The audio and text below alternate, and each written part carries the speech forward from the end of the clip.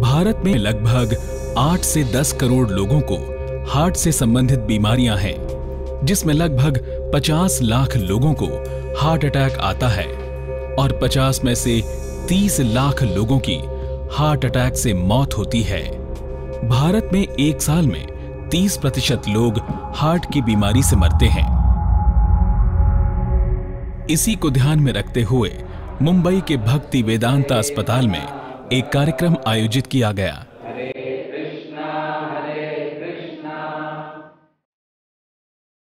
जिसमें डॉक्टर बिमल छाजड़ ने शिरकत की, जो कि एक heart care and lifestyle expert, x consultant AIIMS Delhi और सावल हार्ट सेंटर के फाउंडर व डायरेक्टर हैं।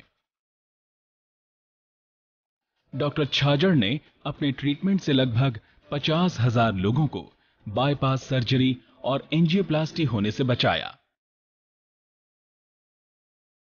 डॉक्टर छाजड़ ने हृदय रोगों पर कई किताबें लिखी हैं और सावल के इंडिया और इंडिया से बाहर कई हार्ट सेंटर हैं।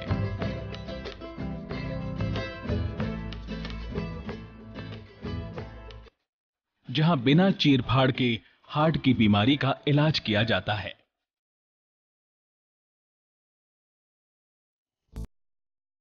It is our proud privilege to introduce and hear Dr. Bimal Chhajjar, who's a very famous cardiologist, perhaps probably a pioneer in the non-invasive cardiology.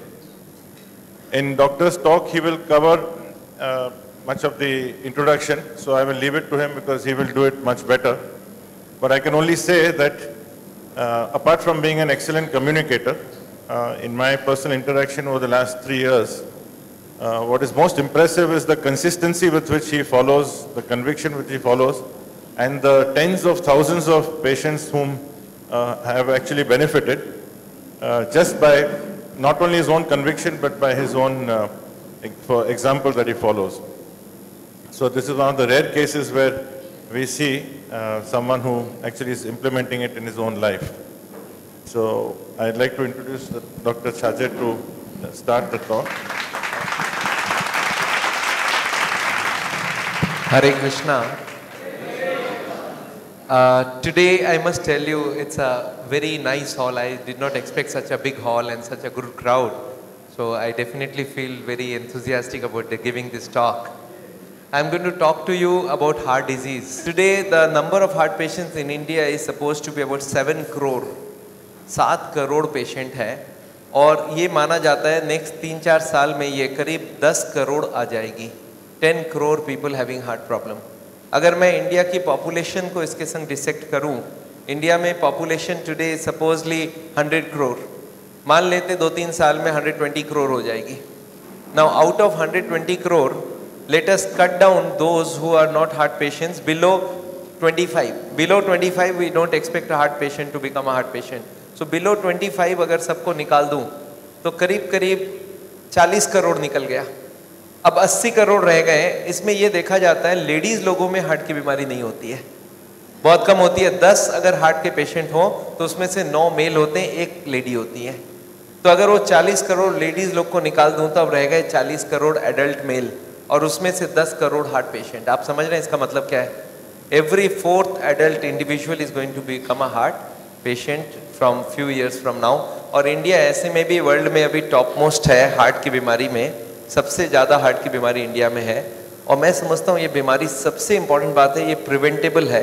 ये बीमारी को रोका जा सकता है, इसको क्योर किया जा सकता है और वो भी पूरे बॉडी को इंज्योर करे बगैर, बिना ऑपरेशन के, बिना बाईपास, बिना एंजियोप्लास्टी के। और इसी के लिए पिछले 15-20 साल से मैं रिसर्च कर रहा हूँ, इसी के ऊपर लेक्चर्स देता हूँ। I must thank mister Rishikesh Mafatlal जिन्होंने मेरे को आज यहाँ पे आपके सामने बुलाया है, and I think all of you must also thank him for the same. An organisation जिसका नाम हमने रखा है science and art of living, it's called SAAOL. I am going to talk to you on 3 subjects. First is what is heart disease. आपको क्या लगता है heart की बीमारी के बारे में आपको जानना चाहिए नहीं जानना चाहिए? यस, डॉक्टर तो जानते ही है पर आपको जानना बहुत जरूरी है। आम आदमी अगर हार्ट की बीमारी, इतनी कॉमन बीमारी है, इसको तो जानना चाहिए। So my first job would be to explain कि आपको हार्ट की बीमारी होती क्या है।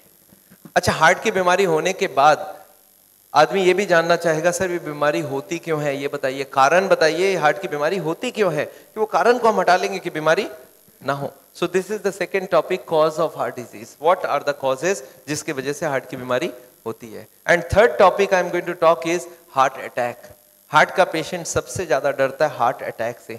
मैं आपको बताना चाहता हूं, ये हार्ट अटैक, जिसको बोलते हैं कार्डियक अरेस्ट, जिसको बोलते हैं हार्ट फेल हो गया, जिसको बोलते हैं कोरोनरी थ्रोम्बोसिस, जिसको बोलते हैं मायोकार्डियल इंफार्क्शन, ये होती क्या चीज है, ये हार्ट अटैक कैसे होती है और क्या करें कि हार्ट अटैक कभी नहीं हो। मैं आपको बताऊं, एक हार्ट अटैक ऐसी बीमारी है जिसको 100% रोका जा सकता है अगर आदमी इसका केयर ले ले, और ये ऐसी बीमारी है जो इतनी फैल चुकी है, तो इसको रोका क्यों नहीं जाए। तो मेरी ये 3 टॉपिक में मैं आपसे बात करूंगा।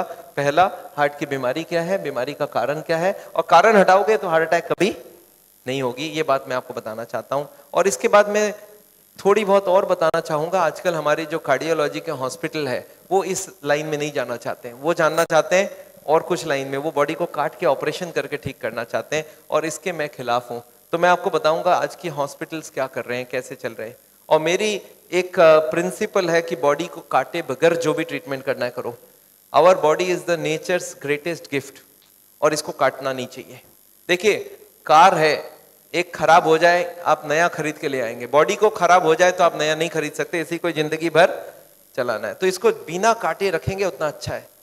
मैं जानता हूं नेचर को छेड़ना कभी अच्छी बात नहीं है। क्यों अच्छी बात नहीं है, मैं आपको बताता हूं। एक फूल से, एक पेड़ से एक फूल तोड़ के देता हूं और मैं आपको बोलता हूं इसको जाके वापस लगाइए, आप लगाएंगे? नहीं लगा सकते, बिकॉज नेचर को एक बार तोड़ दिया, वो टूट गया, वो फिर वही का वही कभी नहीं कर सकते आप।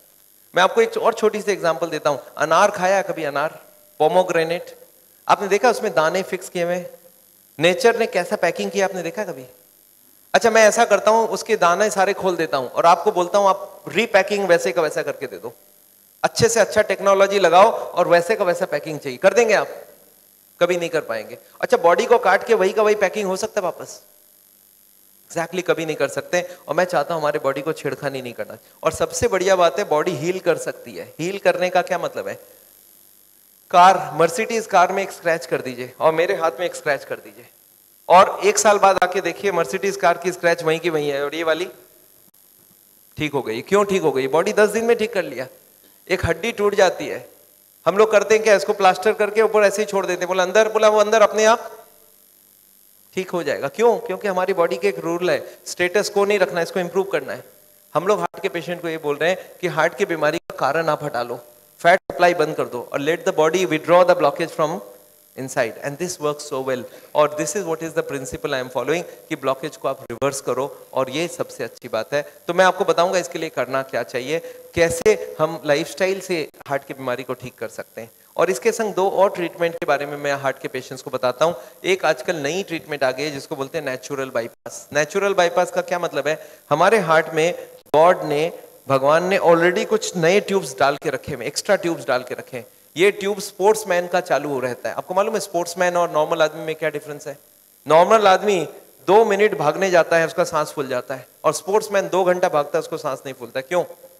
उसके हार्ट में जितने एक्स्ट्रा ट्यूब्स थे सबने उसने खोल लिया, उसने दौड़ दौड़ के एक्सरसाइज करके सारे ट्यूब्स को खोल दिया है। एक मशीन ऐसी निकली है जिससे सारे ट्यूब्स आप खोल सकते हो। तो हार्ट की जो ओरिजिनल ट्यूब्स है वही खुल जाए तो आगे से बाईपास करने की जरूरत ना पड़े। इसको हम लोग बोलते हैं नेचुरल बाईपास। ये आजकल कुछ मशीन आ गई जो बॉडी को बिना काटे ये किया जा सकता है, और कुछ ऐसी भी है जिससे हम कुछ केमिकल डाल के ब्लॉकेज को घटा भी सकते हैं। तो I am going to talk about all this, पर पहले चलते हैं हार्ट की बीमारी क्या है। चलिए शुरू करते हैं, हार्ट क्या है? Tell me what is heart? It is a pump. कितनी बड़ी साइज होती है पंप का? मुट्ठी के जितना बड़ा, मुट्ठी से थोड़ा बड़ा। बच्चों का होता है मुट्ठी जितना, हमारा होता है समथिंग लाइक दिस। हार्ट का साइज होता है एप्पल के जितना। मैं आपको दिखाना चाहता हूं हार्ट कैसा होता है। देखिए हार्ट कहां पे रखी होती है। This is what a heart is. ये देखिए हमारी चेस्ट है और दोनों तरफ ये क्या है? Lungs, lungs, and this is where the heart is situated. Heart का काम क्या है? पूरे बॉडी को ब्लड देना। एक बार हार्ट पंप करेगा तो पूरे शरीर में ब्लड पहुंच जाएगी। ये देखिए यहाँ पे हार्ट रखा होता है, और ये हार्ट जब पंप करती है, ये हार्ट है, ये हार्ट जब पंप करती है तो यहाँ से ब्लड निकलती है, पूरे शरीर को ब्लड चली जाती है। और जब पूरे बॉडी को ब्लड देती है हार्ट, अच्छा हार्ट कितने बार पंप करती होगी 1 मिनट में? 72 टाइम्स। 1 मिनट में 72 टाइम्स। 1 घंटे में 72 इंटू 60, 4300 बार। और 24 घंटे में 4300 इंटू 24, 1 लाख बार। याद रखिए, आज शाम को 7 बजे से कल शाम को 7 बजे तक आपकी हार्ट 1 लाख बार पंप करेगी। अच्छा, इसके बीच में एक ब्रेक दे सकते हैं ना 2 मिनट का? उसको ब्रेक दे दिया तो पूरी break. So no break for the heart. तो याद रखिए, हार्ट को जिंदा कैसे रखेंगे फिर? हार्ट को क्यों नहीं ब्रेक मिलेगा? क्योंकि हार्ट को भी कंटिन्यूअस ब्लड सप्लाई चाहिए। एक बात याद रखिए, हार्ट का काम है यहाँ से पंप करना और यहाँ से ब्लड पूरे बॉडी को चली जाएगी। और इस वक्त हार्ट अपने लिए 3 छोटे छोटे ट्यूब लेता है और ये ट्यूब्स हार्ट को ब्लड सप्लाई करती है और उसी ब्लड के जरिए हार्ट कंटिन्यूअस चलते रहती है। और ये सप्लाई अगर बंद हो जाए तो हार्ट की बीमारी हो जाती है। सप्लाई बंद हो जाए मतलब ये जो 3 ट्यूब आपको दिख रहा है, इनके नाम है कोरोनरी आर्टरीज। और इनके अंदर अगर कोलेस्ट्रॉल और चर्बी जम जाए तो क्या होगा? हार्ट की ब्लड सप्लाई धीरे धीरे कम होने लगेगी और इसी को ही बोलते हैं कोरोनरी हार्ट डिजीज, जिसको सुनने के लिए आप आए हैं, जिसके करीब 7 करोड़ पेशेंट इंडिया भर में हैं। उसका बीमारी का नाम हो गया कोरोनरी हार्ट डिजीज। इसको बोलते हैं एंजाइना, इसको बोलते हैं इस्कीमिया, इसको बोलते हैं कोरोनरी हार्ट डिजीज। और इसी बीमारी को हार्ट अटैक से ही माना जाता है। इस बीमारी में क्या होती है कि ये 3 ट्यूब के अंदर चर्बी जम जाती है, कोलेस्ट्रॉल और फैट जम जाती है। तो हार्ट की ब्लड सप्लाई बढ़ जाएगी, कम हो जाएगी? कम हो जाएगी। चलिए, और एक बात बता दूं, अगर 100 पेशेंट हार्ट का कोई देखता है डॉक्टर, उसमें से 98 पेशेंट तो ब्लॉकेज वाले होते हैं। 1-2 और रह गए, कौन होंगे बताइए? तो आपने सुना hole in the heart, heart में छेद है। आपने सुना वाल्व खराब हो गया है। 100 में से 1 या 2 होती है वाल्व और होल वाली, बाकी 98 पेशेंट होते हैं ब्लॉकेज वाले। तो मैं आज लेक्चर जो दे रहा हूँ वो ब्लॉकेज के ऊपर दे रहा हूँ कि हार्ट के ब्लॉकेज क्यों होती है, क्या होती है, कैसे होती है। चलिए एक बार उस 3 ट्यूब को देखते हैं। ये देखिए, हार्ट यहाँ से पंप करता है, पूरे बॉडी को ब्लड देती है। अपने लिए हार्ट लेता है RCA, ये राइट साइड में RCA, लेफ्ट में LAD और लेफ्ट के पीछे लेफ्ट सर्कमफ्लेक्स। ये जो 3 ट्यूब है, इन्हीं के अंदर चर्बी जमती है। अच्छा, ये चर्बी जो जमती है, आपको क्या लगता है कब से जमना चालू हो जाता है? कौन से उम्र से ब्लॉकेज शुरू हो जाती होगी? कितने दिनों में हो जाती होगी? याद रखिए, बच्चा जन्मता है इतना छोटा सा होता है, धीरे धीरे बढ़ता रहता है। कब तक बढ़ता रहता है ऐसे? कितने साल तक? 14 साल, 15 साल, 18 साल, 20 साल समझ लीजिए, तब तक ब्लॉकेज ना भी हो। पर जब ये ब्लॉक एक बार इसका बढ़ना बंद हो जाए, तब तक तो जो भी फैट खाते हैं बढ़ने में यूज हो जाता है। अब जब ये बढ़ना बंद हो जाए, अब जो फैट खाएंगे वो कहाँ जाएगा? 2 काम कर सकता है, एक इधर बढ़ा सकता है और अंदर बढ़ा सकता है। कौन सा ठीक रहेगा? दोनों ही ठीक नहीं रहेगा। तो 18-20 साल के बाद ब्लॉकेजिंग चालू हो जाती है और उसी वक्त से आपको रोकना चाहिए। तो आपको क्या लगता है, ये जो लेक्चर है सिर्फ हार्ट के पेशेंट के लिए इंपॉर्टेंट है या सबके लिए इंपॉर्टेंट हो गया? For everybody. अरे आज आप 18-20 साल के हो गए तो आपके लिए तो अब चालू हो गया ना। अब आपको फैट अंदर ग्रो नहीं करेगा, आपको बॉडी को ग्रो नहीं करने देगा, अब तो अंदर जाके ब्लॉकेज चोकिंग करेगा। And this is what we do not want. तो ये जो ब्लॉकेज है ये शुरू होती है 20 साल के बाद से, और देखिए कैसे ग्रो करती है। दिस इज थोड़ा थोड़ा थोड़ा थोड़ा। अच्छा, मान लेते हैं 80 ब्लॉकेज हो, उसके बाद पता चलेगा। क्यों बोलिए तो? Why people can not understand heart disease till 80 blockage? क्योंकि हमारे हार्ट में 20 की ही जरूरत है और सप्लाई 100 का दिया हुआ है। हार्ट को 80% एक्स्ट्रा ब्लड दिया हुआ है, so 20 is there is no shortage. तो 80% ब्लॉक हो तब तक कोई शॉर्टेज नहीं है। अच्छा, ये ब्लॉकेज आपको क्या लगता है किसके हाथ में है? भगवान के हाथ में है ना? ये हमारे अपने हाथ में, हम उसको रोक सकते हैं, खाली उसको मालूम होना चाहिए रोकना कैसे है। This is what we are going to do to you. तो एनीवे, हार्ट की बीमारी क्लियर हो गई, आपको समझ आ गई हार्ट की बीमारी क्या है? तो ये है हार्ट की बीमारी। अब एक बार और दिखाना चाहता हूं इसमें थोड़ी बहुत चीज। एक और ब्लॉकेज को देखिए कैसा दिखता है।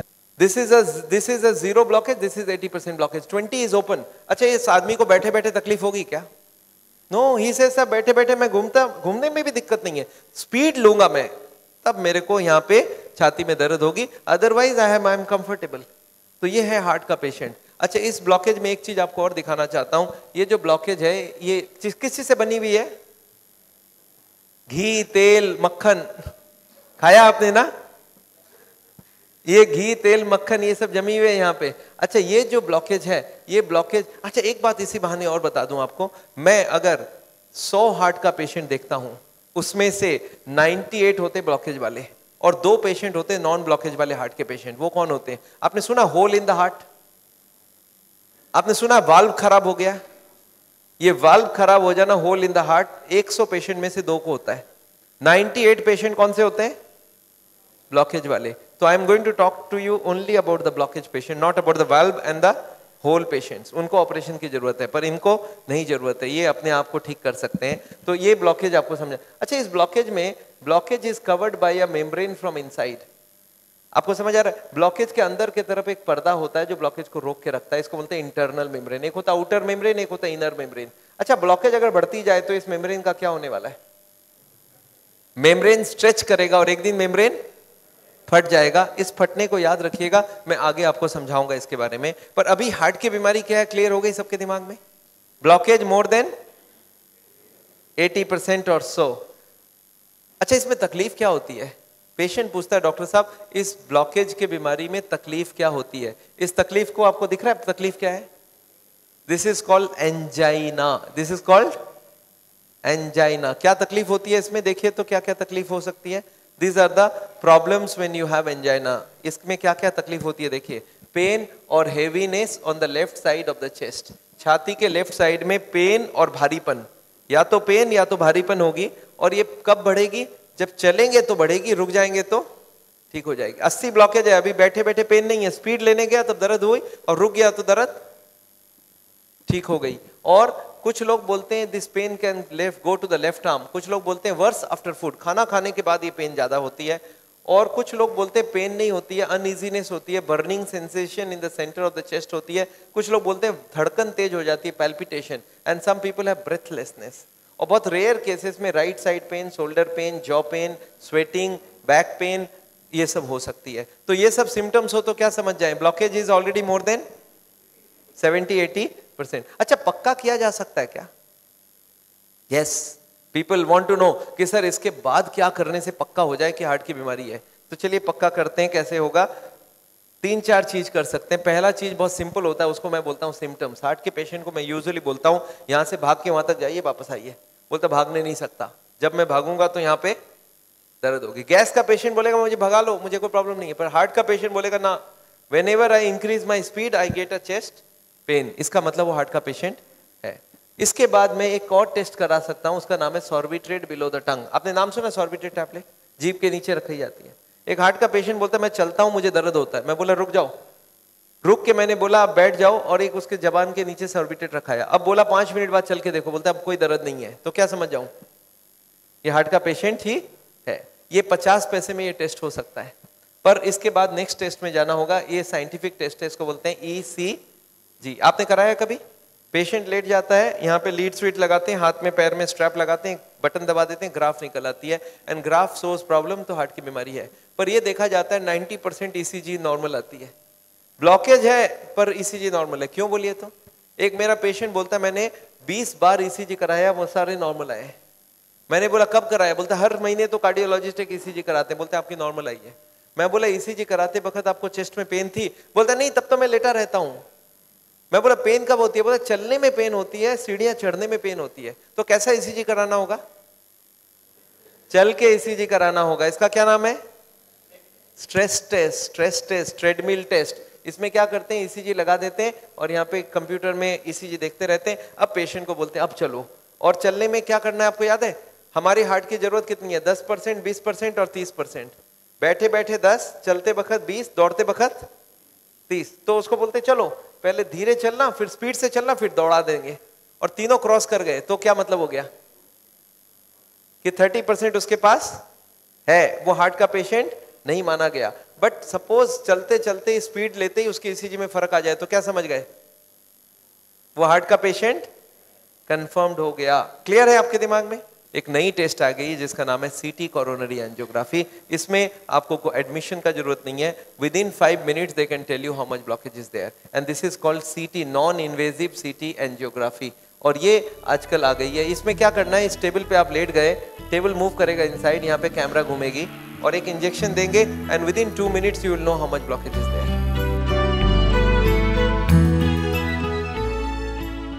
आपको क्या लगता है ये टेस्ट पॉपुलर हो जाएगा, नहीं हो जाएगा? And it now the cost has gone down. मैं इस टेस्ट को 10-12 हजार में बनती थी, आजकल हम लोग 6,000-7,000 में करवा रहे हैं। 7,000 रुपीज एंड 5 मिनट्स। 6000, इनफैक्ट अभी हम लोग 6000 में कोई से एग्रीमेंट कराए हैं कि 6000 में हमारे पेशेंट को ये करके दो, 6000 rupees and 5 minutes and you know the blockage. आपको क्या लगता है ये टेस्ट धीरे धीरे पॉपुलर होगी कि नहीं? बंबई में 10-15 मशीन ऑलरेडी लग चुकी है, ये टेस्ट पॉपुलर हो रहा है। किस लिए? आम आदमी बोलता है मुझे काटे बगैर ब्लॉकेज पता करना है।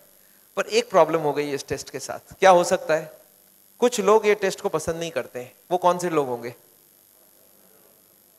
जो वो तार घुसाने वाली काम करते हैं। आपको समझ आ रहा है? जो तार घुसाने वाला काम करते हैं उसको ये टेस्ट एकदम पसंद नहीं है। और वो कार्डियोलॉजिस्ट जो हॉस्पिटल में काम करते हैं उनसे जाके पूछेंगे ये टेस्ट कैसी है तो क्या बोलेंगे? आपको क्या लगता है? बीजेपी को पूछेंगे कांग्रेस कैसा काम कर रहा है तो क्या जवाब मिलेगा? बहुत सिंपल सी बात है। मैंने देखा कार्डियोलॉजिस्ट से जब भी इस टेस्ट की बात करो बोलता नहीं वो टेस्ट एकदम काम की नहीं है, हमारी वाली टेस्ट बहुत एक्यूरेट है। ऐसा सुना आपने? अच्छा, ये एक्यूरेट की बात सोचते हैं। आपने सुना एंजियोग्राफी में वो बोलते हैं एक्यूरेट। अच्छा, एंजियोग्राफी कोई ने किया है? यहाँ पे कोई है यहाँ एंजियोग्राफी किया है? There are some people who have done angiographies. ये एंजियोग्राफी में कभी ब्लॉकेज देखा आपने? इसमें लिखा होता है 70%, 80% एंड 90%। आपने देखा ऐसा? अच्छा, कुछ राउंड राउंड नहीं लग रहा है 70, 80 एंड 90? भाई 71 भी तो हो सकता है, 72 भी तो हो सकता है, 73.5 भी तो हो सकती है। ये 70, 80 एंड 90 क्यों होगा भाई? आपको क्या लगता है कुछ गड़बड़ है कि नहीं है? अच्छा, ये जो 70, 80, 90 है ना, ये भी कार्डियोलॉजिस्ट टू कार्डियोलॉजिस्ट बदल जाती है। मेरे पास दिल्ली में एक पेशेंट आए, आके बोले डॉक्टर साहब मेरा ना कल 10% कम हो गया ब्लॉकेज। मैंने बोला ऐसे कैसे हो गया? बोला नहीं, एस्कॉर्ट्स वाले तो 80 बोल रहे थे, अपोलो 70 ही बोला है। मैं बोला अब कैसे लग रहा है? बोला कल से दर्द काफी कम लग रहा है। अच्छा, आपको लगता नहीं है 70 और 80 में फर्क बहुत बड़ा है? 5 साल का फर्क है।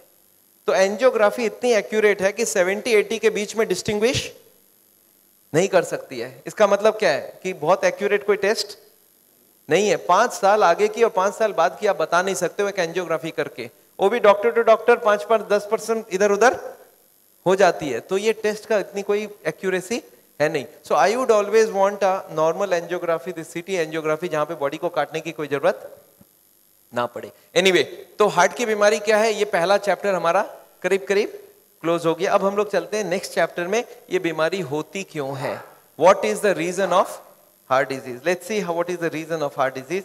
मैं आपको सारे रीजन पहले लिख के दे देता हूं। It is called multifactorial. Multi मतलब एक नहीं, मल्टी मतलब मेनी फैक्टर्स आर देयर। एक फैक्टर नहीं है, multi factors are there and there are about 15 factors, 15 reasons for heart disease. एक एक करके सारे रीजंस को मैं पढ़ना चाहता हूं आपके पास। देखिए, तो इसमें कुछ कुछ आपको मालूम है क्या? कुछ कुछ मालूम है आपको already, you already know some of them, but let us go one by one. First is high cholesterol. सुना आपने कोलेस्ट्रॉल? सबने सुना है cholesterol, everybody has heard, but what is this? It's a fat, ये डिपॉजिट करती है। अब हमको बताइए इस फैट को कौन से खाने में मिलता है? Which food is full of cholesterol? Which food do you think is full of cholesterol? Yes, oil. Answer is wrong. Oil does not have cholesterol. मैं आपको बता दूं, जिंदगी भर के लिए याद रख लीजिए, कोलेस्ट्रॉल का एक ही सोर्स होता है फूड में, that is called animal food. Animal food, कोई भी चीज एनिमल से बना हुआ खाना हो वो सब फुल ऑफ कोलेस्ट्रॉल होगा। मतलब सारे मीट, चिकन, मटन, बीफ और ये अंडा और मछली, fish, they are full of cholesterol. और एक चीज में कोलेस्ट्रॉल होता है वो है milk. Milk is also animal product, आपको मालूम है। पर मिल्क में एक ब्यूटी है। क्या ब्यूटी है? मिल्क को आप बॉयल कर लीजिए और फ्रिज में ठंडा करने दे दीजिए, तो इसकी जितनी फैट होती है ऊपर जम जाती है आके, और उसको उठा के आप फेंक दीजिए, फिर से उबाल लीजिए, फिर से फ्रिज में ठंडा कीजिए, फिर एक मलाई जमेगा लेयर। ये 2-3 बार निकाल दिया तो मिल्क पीने लायक फिर भी हो जाती है। तो मिल्क अगर पीना है तो मलाई निकाल के पीना है, और अगर बाकी जितने भी एनिमल फूड है वो सारा का सारा नहीं खाना चाहिए। और मैं आपको बताऊं एनिमल फूड, हाँ लोग ये, अच्छा आपने देखा है ये प्लांट फूड जितने हैं, नो प्लांट फूड है एनी कोलेस्ट्रॉल। प्लांट फूड में आप बताइए तो क्या ना, सफोला नाम सुना आपने? सनफ्लावर, ये जो सनफ्लावर ऑयल है इसमें ये क्या प्लांट से एनिमल से? प्लांट से है ना। ये ऊपर ऊपर लिख देते हैं 0 कोलेस्ट्रॉल, तो आपको क्या समझ आएगा? इसमें कोलेस्ट्रॉल नहीं है, पर है क्या इसमें? It is called triglyceride. ये जो कोलेस्ट्रॉल का छोटा भाई है इसका नाम है ट्राइग्लिसराइड। ये ब्लॉकेज बनाता है। तो ये ऑयल फैक्ट्रियां क्या करती है, अपने ट्राइग्लिसराइड को कोलेस्ट्रॉल फ्री करके बेचते हैं और उसमें कोलेस्ट्रॉल होता नहीं है। लोग सोचते हैं, अच्छा मेरा एक पेशेंट थोड़े दिन पहले गोवा गया था, गोवा से वो क्या खरीद लाया मालूम है, काजू, कैश्यू नट। अच्छा काजू में, काजू प्लांट से है एनिमल से? प्लांट से। तो वो बोलता है डॉक्टर साहब ये 500 रुपए किलो का खरीदो। मैं बोला दिल्ली में 200 रुपए में मिलता है। बोलता है नहीं ये कोलेस्ट्रॉल फ्री है इसलिए खरीदा हूं। अरे मैं बोला यार काजू में तो कोलेस्ट्रॉल कभी हो ही नहीं सकता। बोला क्यों? मैं बोला तो प्लांट का प्रोडक्ट है, इसमें एनिमल है ही नहीं कुछ। बोलता नहीं पर इसमें कोलेस्ट्रॉल फ्री लिखा था ना। अरे मैं बोला लिखने में तो कोई भी आइटम जो कोलेस्ट्रॉल फ्री हो लिख दूं। बोलता मैं तो खाली कोलेस्ट्रॉल फ्री देख के खरीदता हूं। थोड़े दिन पहले मैंने जूस पिया एक, अच्छा जूस में भी कोलेस्ट्रॉल फ्री लिखा है। मैंने बोला यार जूस में कोलेस्ट्रॉल फ्री क्यों लिखा? बोलता सर लिखने के बाद से बिक्री बढ़ गया है। अच्छा प्लांट फूड में सब कोलेस्ट्रॉल फ्री लिख लिख के बेच रहे हैं, पर उसमें एनिमल फूड में तो होगा कोलेस्ट्रॉल, प्लांट फूड में कोलेस्ट्रॉल नहीं होती है। अच्छा next is called the triglyceride. ये ट्राइग्लिसराइड क्या चीज है? आपके घर में ब्रेकफास्ट, लंच और डिनर में बहुत जबरदस्त खाई जाती है। This is called oil. ये सफोला, कर्नोला, धारा, सनड्रॉप, मूनड्रॉप, गोल्ड ड्रॉप, स्वीकार, वाइटल, फॉर्चून, और ये ऑलिव ऑयल और राइस ब्रान ऑयल और सोयाबीन ऑयल और जिंजली ऑयल और जितनी ऑयल आप बाजार में जानते हैं इंक्लूडिंग घी, ये सारा का नाम है ट्राइग्लिसराइड्स। अच्छा ये ट्राइग्लिसराइड को कहीं जमते हुए आपने देखा है? देख के सोच के बताइए तो। जब खाना बन जाए किचन में, उसके बगल वाले, जहां पे खाना बन रहा है उसके बगल वाले दीवार में हाथ लगा के देखिएगा, क्या चिपक रहा है आपके हाथ में? सब्जी चिपक रहा है क्या? क्या चिपक रहा है? तेल। तेल, ट्राइग्लिसराइड। अच्छा उसको सफाई नहीं कीजिए 10-15 दिन तक तो क्या होगा? वो लेयर धीरे धीरे। आपने एग्जॉस्ट फैन साफ किया किचन में कभी? क्या जमा हुआ उसमें? अच्छा आपके हार्ट में जमा दूं तो ब्लॉकेज हो जाएगी। तो याद रखिए। फिर आपको क्या लगता है, आपका कॉमन सेंस क्या बोलता है, खाने में तेल खाना चाहिए नहीं खाना चाहिए? अच्छा एक बात बताइए, खाने में तेल चर्बी है, हाँ या ना? सब मानते हैं चर्बी है, और चर्बी हार्ट के लिए अच्छा है खराब है? खराब है, ये भी जानते हैं। तो फिर खाने में तेल क्यों डालते हैं? हमको ये समझाइए, तेल क्यों डालते हैं खाने में? टेस्ट। चलिए मान लेते हैं टेस्ट, एक एक्सपेरिमेंट करते हैं। हम सबको एक एक चम्मच तेल देते हैं, अपने हाथ में चम्मच सोच लीजिए लिया, और मुंह में डाल के मुझे बताइए किसको किसको टेस्ट अच्छा लगा। एक भी आदमी कभी हाथ नहीं उठाया, बोला सर तेल का कोई टेस्ट है? अरे मैंने उंगली में डाल के देखा तो पूरा उल्टी आ जाए ऐसी टेस्ट है, उसमें कोई टेस्ट होता ही नहीं है। मैं बोला आप तो अभी बोल रहे थे टेस्ट होता है ऑयल का इसीलिए डाल रहे हैं। आपको क्या लगता है ऑयल का टेस्ट है क्या? नहीं है। तो फिर टेस्ट किस चीज का है? टेस्ट होता है मसालों का, मसाले का टेस्ट होता है। आपको एक काम, एक लेडी बोलती है नहीं नहीं टेस्ट तो ऑयल में नहीं होता, बनाने के बाद होता है। मैं बोला चलो आप बनाओ, आपको मैं तेल देता हूं, सब्जी देता हूं, और आपको मैं उसमें नमक, मिर्ची और मसाले डालने नहीं दूंगा, और प्याज और अदरक नहीं दूंगा। आप हमको टेस्ट बना के दो, क्या क्या बना सकते हो? बन जाएगा ना टेस्ट? क्यों? तेल का ही तो टेस्ट है ना। टेस्ट है मसालों का। आप सब्जी बनाइए, नमक नहीं डालिए, टेस्ट नहीं मिलेगा। नमक डाल दीजिए, टेस्ट आ जाएगा। इसका किस चीज का टेस्ट है? नमक का टेस्ट है, मिर्ची का टेस्ट है, सारे स्पाइसेस का टेस्ट है। तो मैं हार्ट के पेशेंट को क्या बोलता हूं कि तेल को निकालो, बाकी सारे मसाले डालो। अब टेस्ट पूरा का पूरा होना चाहिए। पर एक प्रॉब्लम क्या मालूम है, एक लेडी को एक ही तरह का खाना बनाना आता है। कैसा? उसने छोटे से ये सीखा था कि खाना बनाओ, कढ़ाई चढ़ाओ, उसमें पहले तेल डालो। मदर को पूछती है कौन सा तेल डालो? बोलो किसी भी कंपनी का डाल देना। तेल के ऊपर सारे मसाले डालना, तभी खाना बनेगा। अच्छा वो लेडी के दिमाग में एक सेट हो गया कि तेल के ऊपर ही मसाले डाली जाती है। अच्छा जब मैं बोलता हूं तेल नहीं डालना, तो वो क्या करती है, उबाल के बॉयल करके वेजिटेबल हस्बैंड को खिला देती है। अच्छा हस्बैंड को टेस्ट आएगा ना, बहुत अच्छा। सब्जी उसने तेल तो हटाया, मसाले भी सारे हटा दिए, और टेस्ट हो गया 0। अच्छा हस्बैंड को खाना में टेस्ट तो आएगा ही ना? एकदम नहीं आएगा। अच्छा मन मन में खाएगा तो सही, हार्ट की बीमारी है, डर के क्या करता आदमी, मरता तो कुछ तो खाएगा। अच्छा खाएगा, गाली किसको देगा? डॉक्टर को, कि इस डॉक्टर ने मेरा जिंदगी।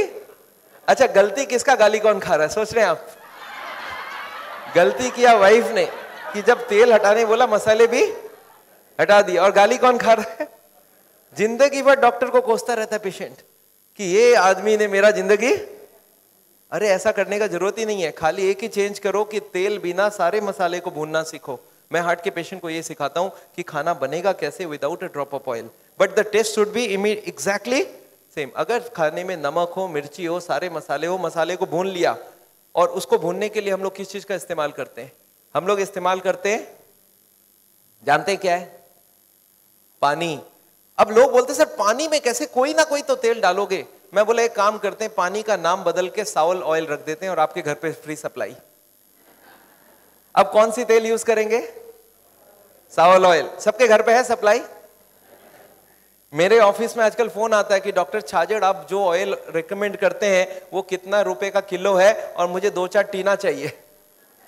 मैं बोला मेरी वाली ऑयल आपके घर पे ऑलरेडी सप्लाइड है, अपना टैप खोलो और भर लो जितना चाहिए। तो याद रखिएगा, मुझे खाने में सारे चाहिए, मसाले, टेस्ट सारे चाहिए, सिर्फ ऑयल नहीं चाहिए। और टेस्ट अगर सेम हो तो आपको क्या, आप बोलिए आपको टेस्ट चाहिए, तेल चाहिए? लोग बोलते क्या क्या बन सकता है, तो वी क्रिएटेड 1000 रेसिपीज। ये मेरी रेसिपी बुक्स है, ये देखिए, zero oil cook book. This book is available in Bombay, widely available. ये this is called zero oil cook book. ये इंग्लिश में है, फिर इसको हिंदी और इसको गुजराती में भी बनाई गई है। गुजरात में एक है वो RR सेठ एंड कंपनी, उन्होंने गुजराती में मेरे सारे ट्रांसलेट करके बुक बनाया है। 200 तरह का आइटम तो इसमें हमने दिया हुआ है। अब लोगों ने बोला सर चलिए मैं सब्जी, रोटी, चावल, दाल तो खा लूंगा, पर ये समोसे और कचौड़ी का क्या होगा? Zero oil snacks 151 types. फिर लोगों ने बोला सर लड्डू, पेड़ा और जलेबी का क्या होगा? देन वी क्रिएटेड 150 मिठाइयाँ, sweets without a drop of oil. फिर लोगों ने, साउथ इंडियन वालों ने बोला हमारा क्या करेंगे, तो हमने 150 तरह के साउथ इंडियन डिशेस बनाए without a drop of oil. And than zero oil थाली, थाली में सारे आइटम जीरो ऑयल होना चाहिए। टेस्ट अगर सेम है, मसाले अगर सारे प्रेजेंट है, सिर्फ एक ही तो चीज निकाल रहा हूँ ऑयल, वही चर्बी है, वही ब्लॉकेज बनाता है। तो आपको समझ आ रहा है कि इसका कंसेप्ट क्या हमारी है? Zero oil food. तो दो चीज मोटी मोटी बात आपको समझ आ गई, एक तो कोलेस्ट्रॉल जो कि है नॉन वेजिटेरियन फूड में, और एक है ट्राइग्लिसराइड जो है तेल में। अब आदमी ये भी पूछता है मुझे, डॉक्टर साहब आपको क्या लगता है हमारे बॉडी में तेल की जरूरत है कि नहीं है? मैं बोला हाँ ये तो जरूरत है। तो फिर कहाँ से आएगा? मैं बोला भगवान ने उसकी बंदोबस्त पहले से करके रखी है। हर खाने के अंदर थोड़ी थोड़ी तेल डाल के रखी है। आपको मालूम है रोटी में 1% तेल है, चावल में 1% तेल है, दाल में 5% तेल है, हर वेजिटेबल में, हर सब्जी में तेल होता है। और ये तेल हमारे लिए काफी होती है। खाने में तेल डालने की जरूरत, आदमी क्या करते हैं, थोड़ा सा डालूंगा, थोड़ा सा। मैं बोला थोड़ा करके क्या करोगे, आपको तो मसाला भूनना है ना, मैं आपको पानी से भुनवा देता हूँ। And this works very well. Anyway, इसका मैं ट्रेनिंग भी देता हूँ। मैं हार्ट के पेशेंट्स को मैं बोलता हूँ वाइफ को साथ लाना, मैं बना के सिखा के दूंगा, तब आपको बनाएगा, और खाना खिला के दूंगा। एनीवे, इसके बाद इसके छोटे छोटे और 3-4 भाई लोग हैं। ये कोलेस्ट्रॉल ट्राइग्लिसराइड का एक है HDL कोलेस्ट्रॉल, इसको बोलते हैं गुड कोलेस्ट्रॉल। ये गुड कोलेस्ट्रॉल ब्लॉकेज को रिमूव करने में मदद करती है। और गुड कोलेस्ट्रॉल बढ़ाने के लिए you should walk, exercise, green vegetable खाइए, तो आपकी गुड कोलेस्ट्रॉल बढ़ेगी। और इसके बाद है cholesterol HDL ratio, LDL and VLDL। ये 6 को एक साथ चेक कराना हो तो इसका नाम है लिपिड प्रोफाइल। सुना आपने नाम? मेरा ब्लड में कितनी कोलेस्ट्रॉल है, ट्राइग्लिसराइड है, you can not say unless you take my blood and check examine it. तो कोई भी आदमी को बाहर से चेहरे से आप नहीं बोल सकते कितनी उसकी लिपिड प्रोफाइल है। पतला दुबला आदमी है, कोलेस्ट्रॉल 300 है, पॉसिबल है। हमें 130 चाहिए, उसका 300, उसको हार्ट अटैक हो गया, पतला दुबला आदमी है। रिमेंबर, कोलेस्ट्रॉल बॉडी के हिसाब से नहीं, ब्लड के अंदर जितनी कोलेस्ट्रॉल होगी उतनी डिपोजिशन होती जाएगी। So we do not want cholesterol in the blood. कुछ लोग ऐसे होते हैं जो जेनेटिक होते हैं। जेनेटिक सुना आपने? जेनेटिक, जेनेटिक मतलब क्या? ये देखा गया पिताजी को हार्ट की बीमारी है, बेटे को भी हार्ट की बीमारी बन रही है। ये क्यों होता है? ये इसलिए होती है कि पिताजी के ब्लड में कोलेस्ट्रॉल ज्यादा था। कहां से आया ब्लड में? बोला पिताजी खूब ज्यादा फैट खाते थे, प्लस उनकी लीवर में बहुत ज्यादा बनती है। अगर पिताजी के लीवर में ज्यादा कोलेस्ट्रॉल बन रहा है तो बेटे का भी बनावट वैसे ही है, उसके भी लीवर में बहुत ज्यादा कोलेस्ट्रॉल बन रहा है। तो बेटा क्या करे, पिताजी को चेंज करे या कोलेस्ट्रॉल को चेंज करे? तो जेनेटिक्स यू कांट चेंज, तो क्या चेंज कर सकते हैं आप? कोलेस्ट्रॉल को चेंज करो। तो अगर कोई को जेनेटिक भी है तो कोलेस्ट्रॉल और ट्राइग्लिसराइड को कम कर दोगे तो जेनेटिक्स भी नल एंड वॉइड हो जाएगी। ये देखा गया बेटा का भी कोलेस्ट्रॉल, बेटा खा भी नहीं रहा है कोलेस्ट्रॉल वाला food, but still the cholesterol is high because the liver is manufacturing lot of cholesterol for the son. And son cholesterol को कम कर सकता है। एक तो खाने में सारे मीट वीट बंद करें, और दूसरा वो कोलेस्ट्रॉल कम करने की दवाई ले ले। चलिए 2-3 चीज हो गई। Next is high blood pressure. हमारा नॉर्मल ब्लड प्रेशर कितनी होनी चाहिए? 120/80। अब ये रूल है कि इससे ज्यादा ब्लड प्रेशर अलाउड नहीं है। I have seen lot of people 140/50 है, बोलते हैं हाँ ये तो चलता है, अभी कुछ नहीं चलता है। याद रखिएगा हमारा ब्लड प्रेशर अगर ज्यादा रहेगा ब्लॉकेज जल्दी होगी। क्यों होगी सोच सकते हैं आप? ब्लड प्रेशर ज्यादा है ब्लॉकेज क्यों होगी? मैं आपको समझाता हूं। ये एक सरफेस है, इसमें मैंने मारा, कुछ हुआ क्या? सरफेस को कुछ हुआ? कुछ नहीं हुआ। क्यों? इसको धीरे से मारा। अच्छा हथौड़ा लेके मारूं तो फिर डैमेज हो जाएगा।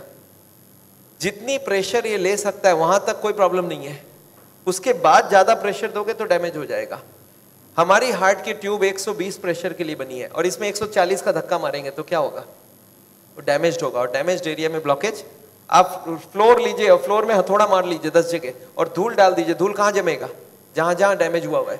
तो जबकि कोई का भी ब्लड प्रेशर हाई होगा तो उसका ब्लॉकेज होने का चांस बहुत बढ़ जाती है। So please don't increase your blood pressure. 120/80 उसके लिए सॉल्ट कम करना है, उसके लिए वजन कम करना है, उसके लिए खाना 0 ऑयल का खा सकते हैं, उसके संग वॉकिंग करना, उसके संग आपको सिगरेट छोड़ देना, ये सब बहुत जरूरी है। सिगरेट, मैंने ब्लड प्रेशर के ऊपर एक किताब लिखा है कि how to reduce the blood pressure without दवाइयाँ।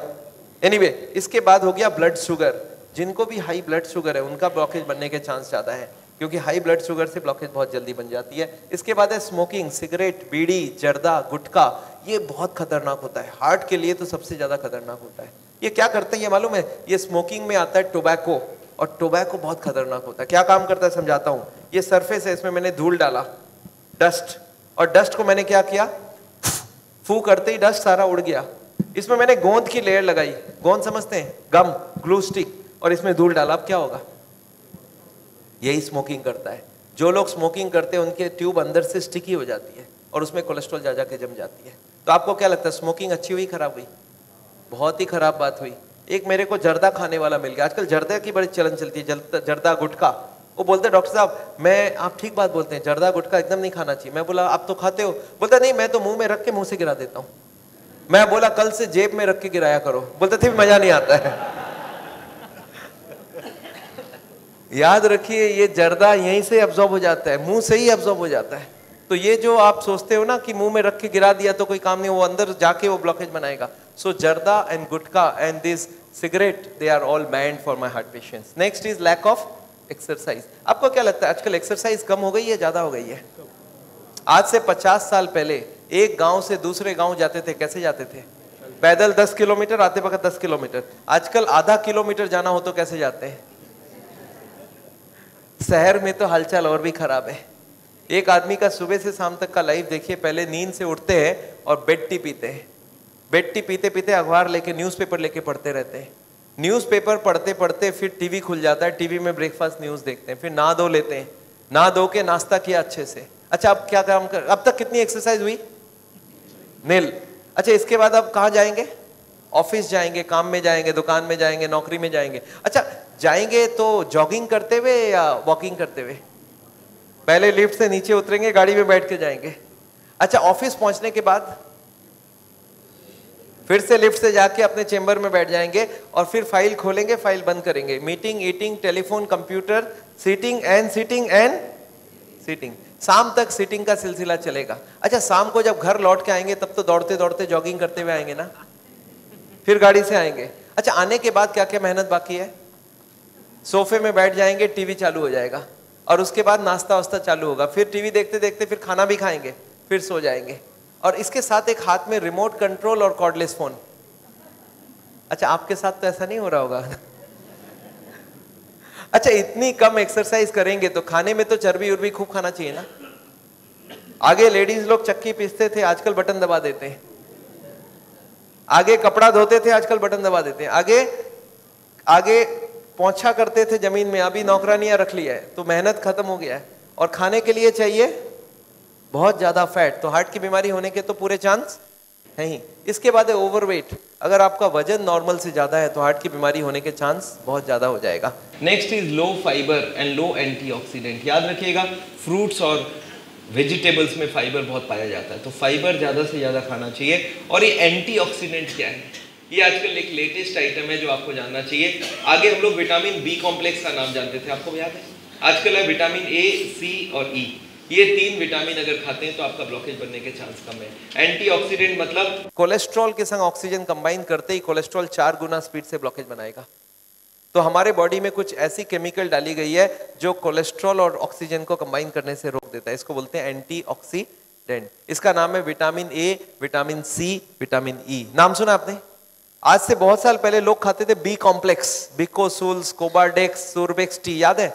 अब वो खत्म हो गया। अब बोलते हैं विटामिन ए खाओ, सी खाओ और ई खाओ। ये तीनों आपको बहुत बचाएगी हार्ट से। तो ये तीनों विटामिन मिलती है स्प्राउट्स में। स्प्राउट समझते हैं आप? अंकुरित दालें, इसमें मिलती है वेजिटेबल्स में, फ्रूट्स में। सो एंटीऑक्सीडेंट जितना खाएंगे हार्ट की बीमारी कम होगी और उम्र भी बढ़ेगी नहीं। उम्र के संग संग एंटीऑक्सीडेंट हमारी बॉडी में कम होती है, उसको कम ज्यादा रखना चाहिए। तो this is very important. Next is stress. Stress जानते हैं आप? स्ट्रेस दिमाग के ऊपर प्रेशर बढ़ गया क्या आजकल? किस चीज की प्रेशर बढ़ गई है आजकल? एक तो खर्चा बढ़ता जा रहा है और इनकम उतना बढ़ नहीं रहा है। परिवार में लोगों के नंबर बढ़ रहे हैं और सबकी डिमांड बढ़ रही है। मुझे मोबाइल फोन चाहिए, हर महीने बदल बदल के भी चाहिए। और मुझे एक फ्रिज नहीं चाहिए, 2 फ्रिज चाहिए, मुझे टीवी हर रूम में चाहिए, सब चीज बदल बदल के चाहिए। तो stress is a major thing और स्ट्रेस मैनेजमेंट में हार्ट के पेशेंट्स को बताता हूं। अच्छा, इसके साथ ऐसा देखा गया कुछ ऐसे लोग होते हैं जिनको बोलते हैं type A person. What is this type A person? Type A person ऐसा होता है जिसको टेंशन देने की जरूरत ही नहीं है, वो खुद बनाना जानते हैं। उनका काम है कहीं पे भी उनको छोड़ दो, खुद टेंशन में रहेंगे और बाकी लोगों को देते रहेंगे। मिले ऐसे आदमी से कभी आप? मैं आपको मिलाना चाहता हूं, देखिए तो कैसे होते हैं type A. This is type A person. हर वक्त टेंशन में ही होता है।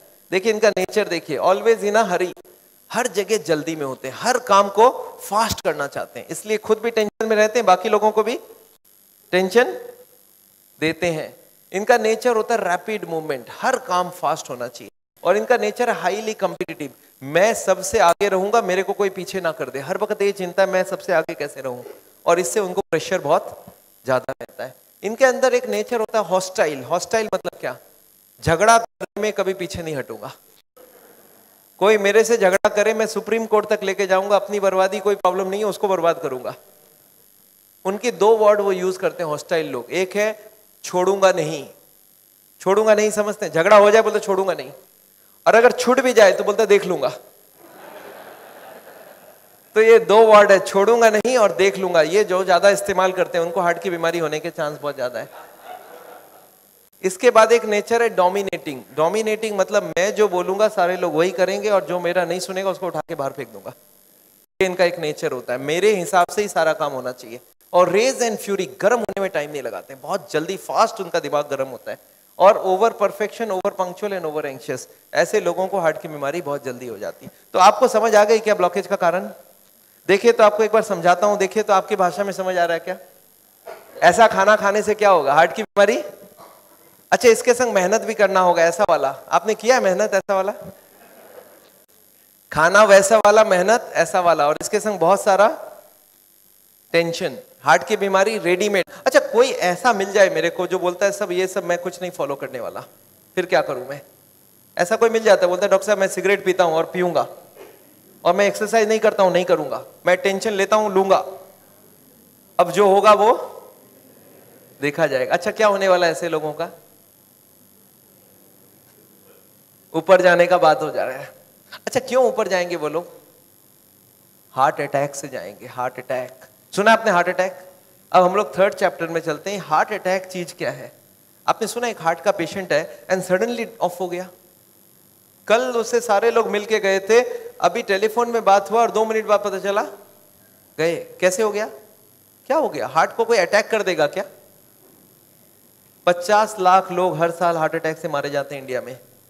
पर कैसे मारे जाते हैं? हार्ट अटैक है क्या चीज? हार्ट अटैक में पेन होती है, बैठे बैठे पेन होती है।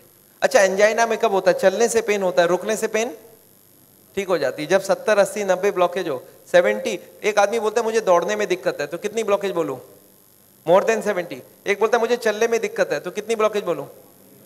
More than 80। एक बोलता है मुझे नहाने धोने में दर्द है, तो मोर देन 90। और एक बोलता है मुझे बैठे बैठे दर्द है, तो 100%।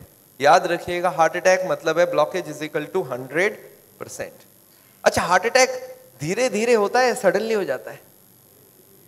सडनली हो जाता है, सडनली, अभी का अभी हो गया हार्ट अटैक, 5 मिनट पहले मिला, 5 मिनट बाद खत्म हो गया, हार्ट अटैक हो गई। कैसे हो जाता है आपको याद है? अब देखिए एक बार, अच्छा एक आदमी हार्ट का पेशेंट है, उसकी कितनी ब्लॉकेज है? 80 ब्लॉकेज है, उसको हार्ट अटैक करना, 100 ब्लॉकेज ले जाना, कितने साल बाकी है अभी उसको?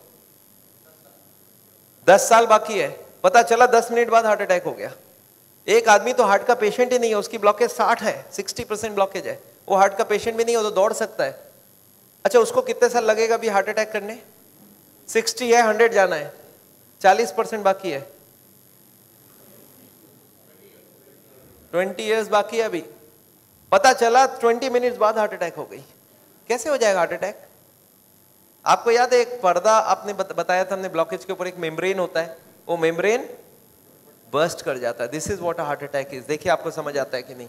ये 20% ब्लॉकेज है, दिख रहा है मेम्ब्रेन ब्लॉकेज के ऊपर, ये 40% ब्लॉकेज है, मेम्ब्रेन यहाँ पे है अभी, ये 60% 70% ब्लॉकेज है, मेम्ब्रेन अभी भी है। और मेम्ब्रेन स्ट्रेच कर रहा है कि नहीं कर रहा है? करते करते एक दिन क्या होगा? मेम्ब्रेन बर्स्ट कर जाएगा, membrane will rupture, membrane will snap, membrane will burst. और जैसे ही मेम्ब्रेन बर्स्ट करेगा क्या होगा? यहाँ से केमिकल यहाँ आएगी और यहाँ पे खून जा रहा है, इस खून में क्या होगा? ब्लड केमिकल मिलेगा और केमिकल मिलते ही ब्लॉकेज हो जाएगी 100%। This is called heart attack. 100% blockage कितने देर में बना? 5 मिनट में। 0 से 80 आने लगा था 40 साल, और 80 से 100 आने में 5 मिनट्स, 2 मिनट्स। अब एक बात बताइए, हार्ट अटैक को रोकना कैसे है? आपका दिमाग क्या बोल सकता है? मैं आपको समझाता हूं। एक एग्जांपल सोच लीजिए, एक नोट का गड्डी है। नोट का गड्डी समझते हैं? नोट के गड्डी में रबर बैंड लगा है, मैं हर दिन उसमें नोट घुसाए जा रहा हूं, और जब रबर बैंड टाइट हो गई तो आपको मैंने पूछा क्या करूं कि रबर बैंड ना फट जाए, तो आप क्या जवाब देंगे हमको? नोट घुसाओ मत। आप ये पूछेंगे सर अभी तक रबर बैंड फट गया क्या? मैं बोला नहीं, अभी तक नहीं फटी है। आप बोलिए एक काम करना, कल से नोट घुसाना मत, देखना फटेगा नहीं। ये काम बात ठीक लग रहा है कि नहीं लग रहा है आपको? घुसाना बंद करो। और मैं एक स्टेप और आगे जाता हूं कि कुछ नोट निकाल लो कि रबर बैंड ढीला हो जाए, अब फटने का क्या चांस है? एकदम नहीं है। एंड यही बात मैं हार्ट के पेशेंट को समझाता हूं। मैं बोलता देखो अभी जहां तक चले गए, अब आप ब्लॉकेज को बढ़ाओगे तो एक ना एक दिन हार्ट अटैक होगा। कब होगा हम नहीं जानते, पर कभी ना कभी हो सकता है। आज 80 है, मालूम नहीं 90 में पर्दा फट जाए। ये पर्दा कब फटेगा हमको नहीं मालूम है। हर आदमी का पर्दा अलग अलग है, हर आदमी की मेम्ब्रेन अलग अलग स्ट्रेंथ की है। अब कब फटेगा नहीं मालूम, पर एक बात पक्का मालूम है कि आज से नोट घुसाना बंद कर दिया तो फटने के चांस कम हो जाएगा। और कुछ नोट निकालना चालू कर दिया तो आपको क्या लगता है, लॉजिकल बात हो रही है कि नहीं? वो जो कारण है ब्लॉकेज का उसको हटाओ और बॉडी में सप्लाई फैट का बंद करो, अब हार्ट अटैक का chance is almost nil, almost nil. और यही बात मैं हार्ट के पेशेंट को समझाता हूं। आपको क्या लगता है सही हुआ कि नहीं हुआ? कॉमन सेंस के बात यही बोलता है कि नहीं? ब्लॉकेज का कारण को हटाओ और खत्म करो बात। तो ये है हार्ट अटैक रोकने का उपाय। मैंने देखा है बहुत सारे पेशेंट ये करते नहीं है, वो खाना पीना गलत खाते रहते हैं, दवाइयां खाते हैं। कार्डियोलॉजिस्ट को पूछ भी लेते हैं कि डॉक्टर साहब मैं आपसे दवाई ले रहा हूं तो आपके अंडर में हो गया ना? डॉक्टर बोलता है हाँ मेरे अंडर में हो। बोलता है डॉक्टर साहब कभी हार्ट अटैक हो जाए तो आप कहां मिलोगे? मैं अभी ब्लॉकेज बढ़ा रहा हूं, आप सिर्फ हमको बताओ हार्ट अटैक के वक्त आप। अच्छा कार्डियोलॉजी भी बड़ा खुश रहता है, बोलता है मेरा मोबाइल नंबर रखना, जब भी हार्ट अटैक हो मुझे इन्फॉर्म करना और मैं आपको बताऊंगा कहां पहुंचना है और मैं भी वहीं पहुंचूंगा, फिर आपको बचाने की पूरी कोशिश करूंगा। पर हार्ट अटैक के बाद, हार्ट अटैक के पहले करने का कुछ जरूरत। आपको क्या लगता है सही बात हो रहा है गलत हो रहा है? अरे हार्ट अटैक के पहले ही रोक लो ना कि हार्ट अटैक। पर मैंने देखा आजकल ऐसा ही कुछ हो रहा है। Anyway I don't want that. अच्छा एक बात बताइए, ये जो पेशेंट है जिसका ब्लॉकेज बढ़ रहा है, ये सब जानता भी नहीं है क्या क्यों ब्लॉकेज बढ़ रहा है। कार्डियोलॉजिस्ट के पास जाए तो उसको बता देना चाहिए कि नहीं किस लिए ब्लॉकेज हो रहा है। अच्छा अगर हार्ट के हॉस्पिटल में आप चले जाएं तो वो लोग भी यही सब बात करेंगे ना आपसे? क्या लगता है हाँ या ना? वो लोग क्या बात करेंगे? उनके पास 2 प्लान है, एक है बाईपास सर्जरी और एक है एंजियोप्लास्टी। अच्छा इतनी कॉमन सी बात है ब्लॉकेज का कारण को रोको, वो इसको नहीं बता के बाईपास एंजियोप्लास्टी क्यों बोल रहे हैं? आपको क्या लगता है? आगे पहले कॉमन बात बताओ फिर तो बाईपास सर्जरी एंजियोप्लास्टी की बात करते हैं। वो लोग चाहते नहीं है ये सब ज्यादा, वो बोलते हैं भाई हमारी बाईपास की काम अच्छी। अच्छा वो लोग कैसे ले जाते होंगे आपको उस तरफ, मैं आपको समझाना चाहता हूं कैसे ये सिस्टम बन गया कि वो बाईपास एंजियोप्लास्टी की तरफ चले जाते हैं आदमी। मैं आपको समझाता हूं। एक आदमी है, ऑर्डिनरी आदमी है, खाने में खूब चर्बी खाता है, उसको क्या मालूम इससे ब्लॉकेज होता है, सिगरेट उगरेट पी रहा है। एक दिन चलते चलते वो देख रहा है जब मैं स्पीड लेता हूं मेरे को यहाँ पे दर्द हो जाती है, फिर मैं रुक जाता हूं दर्द ठीक हो जाती है। कितनी ब्लॉकेज है? 80। चलने में स्पीड लेते ही दर्द हो रहा है, जब वो दादर चढ़ता है, सीढ़ियां चढ़ता है, उसको दर्द होता है। तो कितनी ब्लॉकेज हो गई? 80। अच्छा, वो बताएगा क्या किसी को? सोचता है कि अभी तो मैंने फील किया है, अगर घर में जाके बता दूंगा घर वाले परेशान हो जाएंगे। एक तो ऐसे ही वो परेशान है, इतने सारे कॉम्प्लिकेशंस है घर पे, और मैं ये भी बता दूं तो झंझट हो जाएगा। बताता नहीं है। कितने दिन तक नहीं बताता है? 2, 4, 6 महीने तक वो खींचता रहता है। क्या करता है? जब भी स्पीड लेने का काम होता है बोलता है मैं धीरे धीरे जाऊंगा, आप छोड़ दो, जाने दो। जब दादर चढ़ना होता है तो धीरे से चढ़ता है, सामान उठाना होता है नहीं उठाता है, पर धीरे धीरे पता चल जाता है। एक दिन वाइफ बोलती है आप स्पीड में चलिए, पेशेंट बोलता है मेरे से स्पीड नहीं चला जाता है। बोला क्यों? बोलता मेरे को यहाँ दर्द होती है। वाइफ बोला आपने कभी बताया नहीं? बोलता नहीं वो तो थोड़े दिन से हो रहा है ना, कुछ दिनों से। वाइफ अब छोड़ देगी वाइफ या नहीं छोड़ेगी? वाइफ बोलती है चलो कल डॉक्टर के पास जाएंगे। तो लोकल कार्डियोलॉजिस्ट के पास पहुंच गए। अच्छा, लोकल कार्डियोलॉजिस्ट को जाके बता दिया कि डॉक्टर साहब जब मैं स्पीड लेता हूं तो यहाँ पे छाती में दर्द हो जाता है, फिर रुकता हूं ठीक हो जाता है। अच्छा, उनको कुछ आइडिया लग जाएगा? वो ईसीजी करके देखते हैं, उसमें कुछ नहीं आता है। पेशेंट बोलता है सर ईसीजी में नहीं आएगा, आप चला के ईसीजी लीजिए तब आ जाएगा। उसको मालूम है चलने से दर्द होता है। तो डॉक्टर स्ट्रेस टेस्ट कराता है, उसमें खराबी आ गई। अब इसका मतलब क्या हो गया? हार्ट की बीमारी है या नहीं है? ऑलमोस्ट पक्का हो गया। अब कार्डियोलॉजिस्ट क्या बोलते हैं? बोलते देखो आपको हार्ट की बीमारी हो गई है। पेशेंट घबरा जाता है, बोलते सब क्या करूं?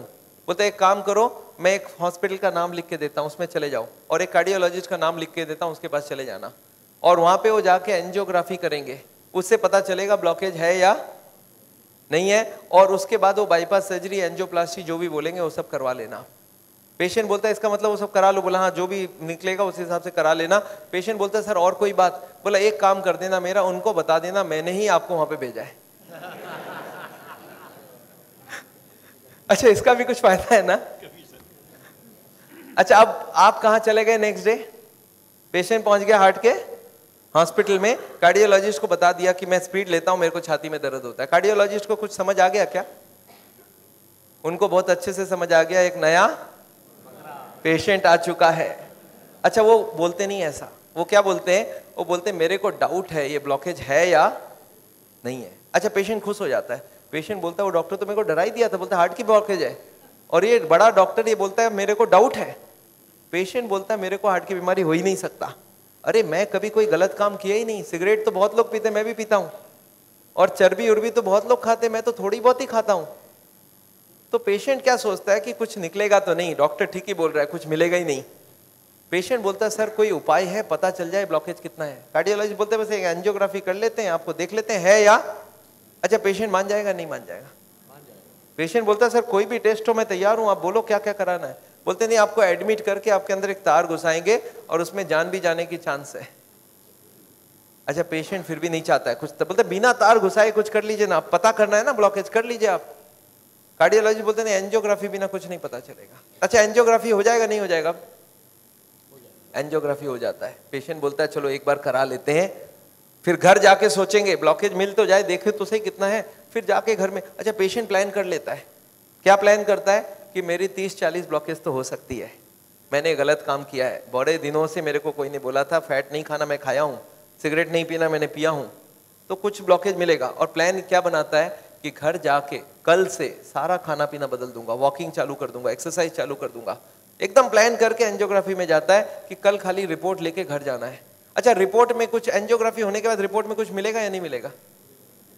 रिपोर्ट में एंजियोग्राफी में कितनी ब्लॉकेज मिलेगी? 70, 80 एंड 90। अच्छा, जब 80 ब्लॉकेज मिल जाए, कार्डियोलॉजी सडनली बदल जाता है, वो बोलते हैं यू आर वेरी लकी।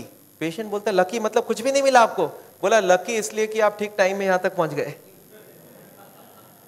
थोड़ा सा लेट आते तो कुछ भी हो सकता था। पेशेंट बोलता है इसका मतलब कुछ सीरियस बात है? बोला आप बचे कैसे, मेरे को समझ नहीं आ रहा है। यू आर वेरी लकी, अभी तक बच गए आप, अब आपका बचने का चांस बहुत कम है। पेशेंट बोलता है पर हुआ क्या? बोलता है 80% ऑलरेडी फिनिश्ड, बस अब बस थोड़ा सा ही है, you are carrying an atom bomb. अच्छा, पेशेंट बोलता है सर एक काम कीजिए, आप रिपोर्ट मुझे दे दीजिए, मैं घर जाऊंगा। बोलते घर आप पहुंचेंगे कैसे? उसके पहले ही हार्ट अटैक हो जाएगी। अच्छा, आपको क्या लगता है डॉक्टर को मालूम है कि हार्ट अटैक कल होगा आज होगा? उसको तो ये भी नहीं मालूम 70 है, 80 है या 90 है। क्यों ऐसा बोला जा रहा है? टू क्रिएट अ फियर, और फियर से क्या होगा फिर ऑपरेशन के लिए इमीडिएटली? बहुत सारे लोगों को इतना बोलने का जरूरत ही नहीं हो, तो इमीडिएट तैयारी हो जाता है। हार्ट का सुनते हैं उसके मन में ऐसे ही डर रहता है, उसको ज्यादा डराने का। पर कभी कभी पेशेंट बोलता है सर एक बात बताइए, ब्लॉकेज तो कल भी था, ब्लॉकेज तो आज भी है, कल तक तो मैं सारा ही काम कर रहा था, ये पेन तो मेरे को बड़े दिनों से है, मैं अब तो पता चला हूँ, तो आप एक काम करिए, मेरे को आप डिस्चार्ज कर दीजिए, मैं घर जाके फिर सोचूंगा। बोला नहीं, आप एक काम कीजिएगा, आप करवट भी लेंगे ना तो हमको पूछ लीजिएगा। पेशेंट बोलता है नहीं सर मैं तो घर जाऊंगा। बोला आप रुकिए, आपके घर वालों से मैं पूछता हूँ। अच्छा, घर वाले बाहर कौन कौन वेट कर रहे होंगे? सारा खानदान वेट कर रहा होगा। वहां पे जाके क्या बोलना है कि patient is very critical, any moment he can die. आप बोलो मैं बचाने की कोशिश करूं और जाने दूं। अच्छा, आंसर क्या होगा? वाइफ क्या बोलेगी कि जिंदगी भर इन्होंने मेरे लिए किया, आज मेरे को चांस मिला, आज तो मैं ऑपरेशन। वाइफ बोलती है कोई चीज का भी कोई भी कंजूसी हमें नहीं करना है, इनको तो बचाना। अच्छा, बेटा मानेगा कि नहीं? एक बेटा बड़ा समझदार होता है, बोलता है डॉक्टर को, डॉक्टर साहब एक बार बताइए, मैंने सुना है कोलेस्ट्रॉल की वजह से ब्लॉकेज होता है, इनका कोलेस्ट्रॉल हाई है, तो क्या करूं कि कोलेस्ट्रॉल कम हो जाए, खाने पीने में क्या क्या चेंज लाना चाहिए? अच्छा, कार्डियोलॉजिस्ट मान जाएंगे इन सब बात में? वो बोलेंगे you are wasting my time, he is dying and you are talking all this rubbish. अच्छा, तब तक और जितने परिवार वाले बोले नहीं नहीं ऑपरेशन होना ही चाहिए। मेरे एक पेशेंट थे, बोले डॉक्टर साहब मेरे साथ पूरा ऐसे ही हुआ, मैं तो खाली एक बार टेस्ट कराने गया था और उसके बाद वो ऑपरेशन करके ही भेजे मेरे को वापस।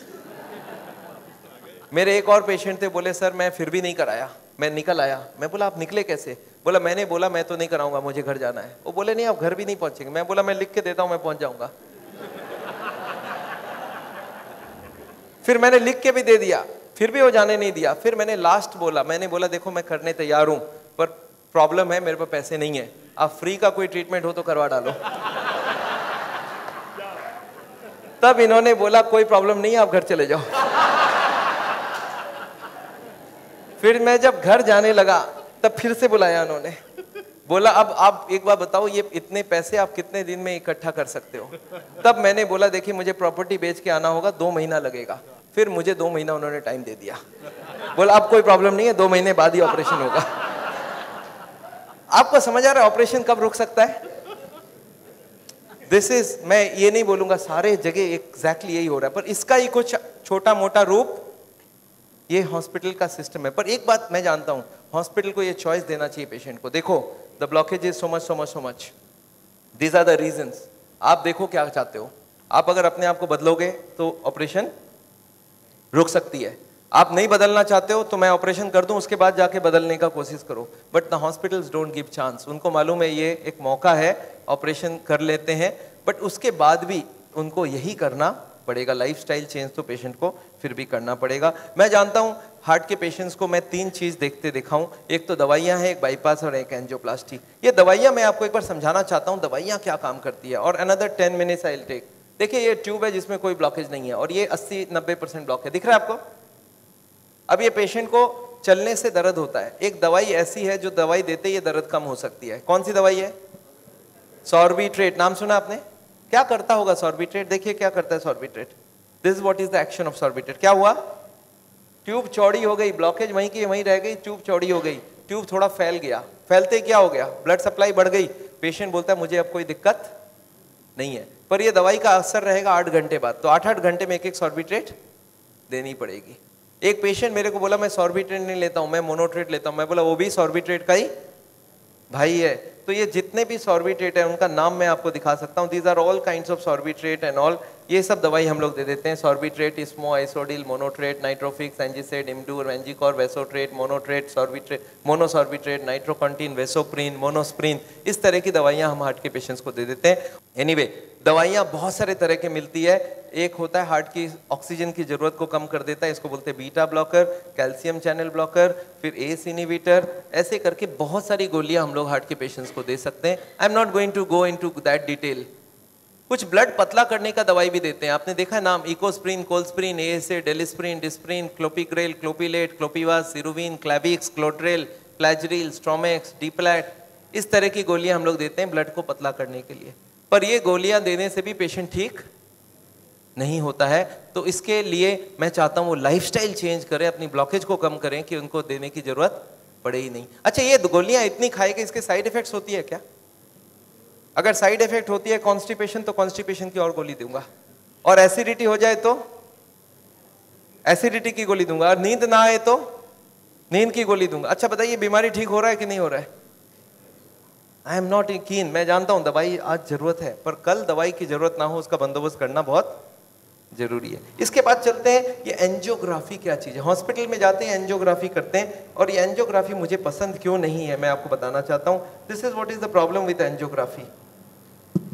एक तार आपकी पूरे बॉडी को स्क्रैच करके हार्ट तक लेके जाना है। ये तार यहां से जो घुसेगी, 1 metre wire is inserted into the body till it reaches the heart. It is a blind procedure. Blind मतलब क्या?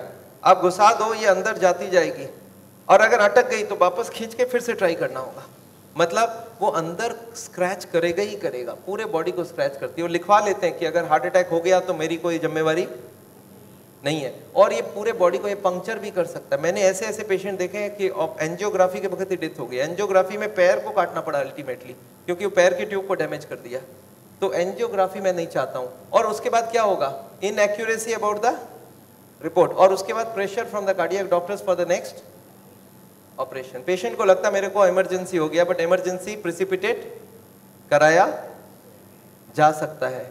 एनीवे, ये एंजियोप्लास्टी जो है, ये दो ऑपरेशन, दो चीज वो लोग करते हैं, एक एंजियोप्लास्टी, एक बाईपास सर्जरी। मैं एंजियोप्लास्टी 2 मिनट आपको समझाना चाहता हूँ। What is this angioplasty? एक स्टेंट लगाते हैं, सुना आपने नाम? एक रिंग लगा देते हैं हार्ट में। What is this? Let me explain what is this. पिछले 20 साल में ये जो एंजियोप्लास्टी है, ये बार बार फेल किया और बार बार इसको सक्सेस बताया गया है। पहले आई थी बैलूनिंग, बैलून एंजियोप्लास्टी। उसके बाद बहुत सारे तरह के एंजियोप्लास्टी आई, ऑर्डिनरी स्टेंट आई, फिर गोल्ड स्टेंट आई, फिर रोटा ब्लेडर आया, रेडियो एक्टिव स्टेंट आई, लेजर एंजियोप्लास्टी आई, आजकल चल रहा है ड्रग कोटेड स्टेंट। पर ये सारे के सारे फेल हुए हैं। क्यों फेल हुए एक बार समझाना चाहता हूँ। देखिए, ये बैलूनिंग क्या चीज है, याद है आपको? एंजियोग्राफी के वक्त तार अंदर घुसाई थी, वो कहाँ तक गई थी? हार्ट तक, यहाँ तक तार आई थी। इस तार के ऊपर ये बैलून होता है। इस तार को थोड़ा सा धक्का मारते हैं। कभी कभी कार्डियोलॉजिस्ट तार को अंदर रख के बाहर आ जाते हैं, आके बोलते हैं देखो तार अंदर है, बोलो तभी खोल दूं। आप बोलते हैं चलो खोल दो, कितने लगेंगे? 2 लाख लगेंगे। 2 लाख दे दिया। अब ये तार को ये लोग धक्का देते हैं थोड़ा और, तो तार की जो बैलून है ये बीचों बीच आ जाती है ब्लॉकेज में। अब इस बैलून में पानी डालना होता है। ये बैलून ऐसा होता है, इसमें पानी डालते ही बैलून फूल जाती है। अच्छा, पानी कैसे डालेंगे? आपने होली में बैलून फुलाया एक सिरिंज से? सिरिंज में पानी ले लो, सिरिंज को दबा दो तो बैलून के अंदर पानी घुस जाए। तो बाहर से सिरिंज से पानी डालेंगे तो बैलून क्या होगा? फूल जाएगी। फूलते ही ब्लॉकेज कहां गई? साइड में दब जाएगा, ऊपर कंप्रेस्ड हो जाएगी, नीचे कंप्रेस्ड हो जाएगी। अच्छा, ये बैलून को जब पानी निकाल लेंगे तो क्या होगा? बैलून को वहां पे 2-4 सेकंड से ज्यादा नहीं रख सकते, क्योंकि हार्ट अटैक हो जाएगी, 100 हो जाएगी ब्लॉकेज। तो बैलून में पानी डाला और सिरिंज से वापस पानी खींच लिया। जैसे ही पानी खींचा, बैलून वापस चिपक गई, तार को पकड़ के बाहर निकाल लिया। Angioplasty is over. आपको समझ आ रहा है क्या करना पड़ा? ये तार यहां थी, इसी को थोड़ा आगे किया, बैलून डाल, पानी निकाल लिया और ब्लॉकेज वापस। अच्छा, ब्लॉकेज वापस आ जाएगी नहीं आ जाएगी इसके बाद? क्या लगता है आपको? This is elastic. इलास्टिक समझते हैं आप? ये लोहा या पत्थर नहीं है, इलास्टिक है। और जैसे ही बैलून निकाल लिया, ब्लॉकेज वापस आने लग गई। थोड़े साल बाद यही कार्डियोलॉजिस्ट मान गए बैलूनिंग काम की नहीं है। पहले क्लेम किया था बैलूनिंग एक बार कराओगे जिंदगी भर चलेगी, फिर मान गए काम की नहीं है। फिर क्या हो गया? फिर वो बोले इसमें स्टेंट लगाना होगा। What is this stent? Look at this, this is the blockage. दिख रहा है आपको येलो कलर की? और इसके अंदर एक बैलून डाल दिया। आपको दिख रहा है ब्लैक कलर का बैलून? बैलून में पानी डाला तो ब्लॉकेज कहाँ चलेगी? साइड में आ गई। जब बैलून निकाल लेंगे तो ब्लॉकेज वापस आएगी। तो यहाँ पे एक स्प्रिंग लगा देते हैं। ये स्प्रिंग क्या काम करेगा? ब्लॉकेज को आने से रोक देगा। आपको समझ आ रहा है स्प्रिंग का मतलब क्या है? अगर स्प्रिंग डाला गया, इसका मतलब क्या है? कि ब्लॉकेज वापस आ रही थी। इसका मतलब पहले वाला जो क्लेम था वो गलत था कि बैलूनिंग करा लो ठीक रहा। इसके बाद ये जो स्टेंट लगी, स्टेंट का एक मेजर प्रॉब्लम है कि इसके अंदर से ब्लड जाएगी और फॉरेन बॉडी के अंदर ब्लॉकेज बहुत जल्दी होती है। ये देखा गया है स्टेंट में 6 महीना 1 साल में सारे ब्लॉक आ जाती वापस। और ये जब वापस आने लगी तब इन्होंने थोड़े दिन तक तो बोला नहीं आती है। थोड़े दिन बाद इन्होंने बोला कि नहीं, ये स्टेंट तो खराब होगी क्योंकि ये ऑर्डिनरी स्टेंट है, इसमें एक मेडिकेटेड स्टेंट देना होगा। वो दवाई में डाल के स्प्रिंग को निकाल लेंगे, अब बहुत बढ़िया हो जाएगा। तो ड्रग की कोटिंग चल जाए। आपने देखा है चांदी के गहने में सोने की कोटिंग चढ़ाते हैं, तो वो स्प्रिंग के ऊपर कोटिंग चढ़ा देते हैं और वो कोटिंग चढ़ा के लगा दिया, पर इसके बाद भी ये फॉरेन बॉडी ही रही, इसमें वही का वही रिजल्ट आया है। अभी लेटेस्ट है कि 66% people with in 1 year will come back with a reblockage. इसके बाद है बाईपास सर्जरी, एक बहुत बड़ी सर्जरी होती है। देखिए बाईपास सर्जरी मैं इसलिए नहीं चाहता हूँ, एक बहुत बड़ा सर्जरी है। एक पूरे चेस्ट को काटो और इसको काट के, इसको चाकू से नहीं कटेगा, इसमें आड़ी से कटेगी। आड़ी समझते हैं आप? आपने मार्बल फिटिंग के वक्त एक देखा, गोल चक्का लेके घूमते हैं, ऐसा एक लगा के ये पूरा खुलेगी, इसको अंदर से ऐसे जैक करके ऐसे खोलेगा, अंदर में हार्ट को रोक के उसमें ऑपरेशन होगी। और हार्ट को रोकेंगे तो एक मशीन से पूरे बॉडी को ब्लड जाएगा, इसको बोलते हैं हार्ट लंग मशीन, उसमें कुछ ब्लड डाल के उससे चलाना होगा। And during this time the operation has to take place, but this operation is very complicated. Luck अच्छा हो तब ठीक है, नहीं तो कुछ ना कुछ कॉम्प्लिकेशंस रहती है, बहुत सारे लोगों की जान भी जाती है। पर ऑपरेशन के बाद क्या होगा, ये देखिए ऑपरेशन के बाद क्या होगा। ये ट्यूब जो ब्लॉकेज है वो यहीं रह गई, उसके जगह नई ट्यूब लग गई। तो ये ब्लॉकेज के जगह नई ट्यूब लग गई तो क्या हो गया, बाईपास हो गया। पर ये नई ट्यूब में फिर कभी ब्लॉकेज आएगा कि नहीं, आपको क्या लगता है? ये नई ट्यूब में फिर से ब्लॉकेज आती है। अच्छा अब तो 40 साल बाद ही आएगी ना, पिछले बार कितने साल लगी थी आपको याद है? देखिए एक वाई का जवाब सोच के देखिए, ओरिजिनल ट्यूब में कितने साल में ब्लॉकेज हुई थी? 20 से 40 साल। तो कितनी स्पीड रही? 2 से 4%, 6% पर ईयर। और एंजियोप्लास्टी के बाद अगर 2 साल में वापस रीब्लॉकेज होती है तो कितने साल हो गई? 40% पर ईयर। और बाईपास के बाद अगर 5 साल में रीब्लॉकेज आती है तो 20% पर ईयर। जो ट्यूब ओरिजिनली 2% की ब्लॉकेज कर रही थी वो अब ऑपरेशन के बाद उसकी स्पीड क्यों बढ़ गया? क्योंकि अब वो ओरिजिनल नहीं रहा। हमारी बॉडी को जब तक ओरिजिनल रखो तब तक अच्छी बात है। हमारे प्राइम मिनिस्टर ने भी 2 बाईपास कराई है, एंजियोप्लास्टी 5 स्टेंट लगाई है, पर मैं जानता हूं उसके बाद भी तो फिर से कराना पड़ा। एक बार कर लिया, दूसरी बार कराए, कब तक करा सकता आदमी? और मैं जानता हूं बॉडी में एक बार कॉम्प्लिकेशन कराना, उनके लिए तो चलो बहुत बड़ा टीम लगेगा, हर आदमी के लिए इतनी बड़ी टीम नहीं भी लग सकती है और इतना बड़ा ऑपरेशन नहीं भी कर सकते ठीक से। पर मैं जानता हूं अगर ऑपरेशन बिना ही हमारी काम बन जाए, अगर हम लाइफस्टाइल को ही चेंज करके कर सकते हैं तो हम ऑपरेशन क्यों करवाएं? And this is what is the contention. Nevertheless मैं हार्ट के पेशेंट को एक ही चीज समझाता हूं कि ब्लॉकेज अगर रिवर्स करना है तो उसके लिए थोड़ा आपको एक्यूरेसी करना होगा। What is this accuracy? You understand? This is the accuracy. इस पिक्चर को आपने देखा है, इसमें एक्यूरेसी लिखा है, कितना एक्यूरेसी है इसका मतलब? मैं आपको समझाता हूं। ये एक ड्रम है, ये ड्रम में मैं पानी भरना चाहता हूं और इसमें 15 छेद है। आप बताइए कितनी छेद बंद करने से ड्रम भरेगी? याद है 15 कारण है। अब इसमें से कितने को कंट्रोल करूं कि ड्रम भर जाए? सारे को करना होगा। अच्छा मैं हार्ट के पेशेंट्स को क्या देखता हूं, उनको कुछ मालूम भी नहीं है इसके बारे में। वो क्या बोलते हैं, मेरा कोलेस्ट्रॉल कंट्रोल है, ट्राइग्लिसराइड ज्यादा है, शुगर कंट्रोल है, बीपी ज्यादा है। मैं बोला ऐसे नहीं चलेगा, सारे होल बंद चाहिए मुझे। बोलते मैं थोड़ा थोड़ा करूं तो कैसा चलेगा? मैं बोला थोड़ा थोड़ा से काम नहीं चलेगा। बोलते मेरा बीपी कम किया हूं पर पूरा कम नहीं कर रहा हूं, 120 नहीं ला रहा हूं, 140 ही रखा हूं। मैं बोला नहीं चलेगा, मुझे सारे फैक्टर्स एक साथ कंट्रोल चाहिए। हाँ इसके लिए शुगर, बीपी, कोलेस्ट्रॉल, ट्राइग्लिसराइड आपसे कम नहीं हो रहा, मैं दवाई देके कम कर देता हूं। पर स्मोकिंग आपको पूरा ही बंद करना होगा, खाने में तेल आपको बंद करना होगा, एक्सरसाइज आपको करना पड़ेगा, ओवरवेट कम करना होगा, खाना पीना में फाइबर ज्यादा डालना होगा। अच्छा ये सब संभव है क्या लोगों के लिए? यस, क्या प्रॉब्लम है? ये तो सिंपल सी बात है, इसको क्यों नहीं कर सकते? क्यों नहीं सिगरेट बंद कर सकते? क्यों नहीं मीट बंद कर सकते? क्यों नहीं तेल घी छोड़ के आप अलग तरीके से खाना बना सकते हैं? तो all these if you do there is no problem. Nevertheless मैं जानता हूं, एक और छोटा सा चीज आपको बताना चाहता हूं। अभी एक और नई जो टेक्नोलॉजी आ गई है, आदमी को मैं सोचता था बिना काटे कुछ हो सके। ये हमारी कुकिंग की क्लास है, this is a cooking class. मैं हार्ट के पेशेंट्स को ट्रेनिंग देता हूं। This is my dietitian teaching cooking, zero oil cooking to the patients wives. मैं हार्ट के पेशेंट्स को योगा सिखाता हूं। मैं बोलता हूं कैसे भी करो, योगा करो, आप योगा करने की बहुत जरूरी है। उसके साथ उनको क्या करना चाहिए, क्या नहीं करना चाहिए, कितनी सामान उठानी चाहिए, गाड़ी चलानी चाहिए, स्कूटर चलाना चाहिए, ऑफिस जाओ तो क्या प्रिकॉशन लो, दादर चढ़ो तो क्या प्रिकॉशन लो, आगे कौन सी योगा करो, कब तक करो, कौन सी मेडिसिन लो, कब तक लो। एंड फॉर दिस हाँ मैं एक मैगजीन भी निकालता हूँ, इसका नाम है साउल टाइम्स। ये मैगजीन मैं हर महीने निकालता हूँ, दिल्ली से निकलती है, हिंदी और इंग्लिश में। अच्छा आपको एक फॉर्म दिया गया है क्या? ऐसा देखिए तो, have you got a form like this? ये फॉर्म में अगर आप अपनी नाम एड्रेस भर के देंगे तो आपको ये मैगजीन आगे आपको मिलता रहेगा हर महीने। हिंदी में इंग्लिश में दोनों में मैगजीन है। और इसके साथ एक छोटा सा और क्वेश्चनियर रखा है कि यहाँ पे अगर हम लोग ऐसा कोई कैंप करवाएं, So how many people will be interested to join such a camp? एक दिन का या 2 दिन का ऐसा एक कैंप अगर हम करवाएं तो कोई इंटरेस्टेड हो तो प्लीज फिल इट अप। मेरे को लोग बोलते हैं डॉक्टर साहब इतनी सारी बातें अगर कैसे याद रखूंगा, मैंने बहुत मोटी मोटी किताब लिखी है। आदमी बोलता है सर छोटा सा कुछ दीजिए ना कॉपी, तो मैंने एक ऐसी किताब बनाई है जिसका नाम है पॉकेट गाइड। एक 30 रुपीज की किताब है, कोई 2 घंटा बैठ के पढ़ ले तो जितनी बातें मैंने बताई है सब इसमें लिख के रखा है। So this book I have brought over here. मेरे ख्याल से बाकी बुक्स तो मैं नहीं ला सकता हूँ क्योंकि hundreds of books are there, तो मैं ये बुक लाया हूँ। कोई को लगता है कि मैं पढ़ना चाहता हूँ और कोई को पढ़ाना चाहता हूँ, हार्ट के पेशेंट को जरूर पढ़ाइए।